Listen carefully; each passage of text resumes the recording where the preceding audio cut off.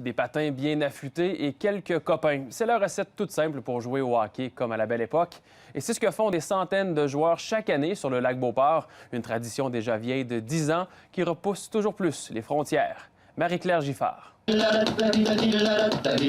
Un beau soleil, un lac gelé et quelques bons copains. Voilà la recette d'un tournoi de hockey réussi. Le populaire championnat de panda-hockey du lac Beauport vient chercher les Québécois dans leurs racines.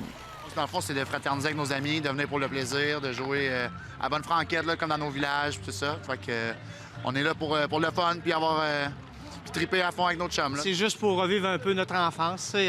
On a joué tout le monde dans la rue, sur la glace extérieure. Je m'étais dit qu'avant de mourir, il fallait au moins que je vive le tournoi du lac Beauport. En 10 ans, le championnat est passé de 12 à 72 équipes participantes. Et le concept ne séduit pas que les gens de chez nous.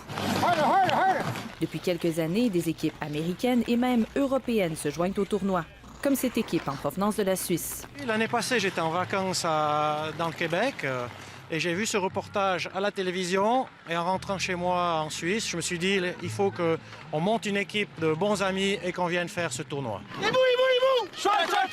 Seul petit hic. Et pour le froid, on s'attendait pas à ce qu'il fasse autant froid que ça quand même. Quand on bouge, c'est pas si mal. Hein, mais quand même. On découvre un peu le froid, mais ça va. On commence à s'y habituer après 3 jours, ça va. La réputation du tournoi repousse chaque année les frontières. De voir aujourd'hui des gars de la Suisse, des États-Unis, du Costa Rica qui prennent l'avion pour venir jouer avec nous autres, ça, c'est un peu weird, ça. Je le comprends pas encore, mais c'est le fun. D'ailleurs, on songe même à changer le nom du championnat et à y ajouter la mention internationale. Marie-Claire Giffard, Radio-Canada, Québec.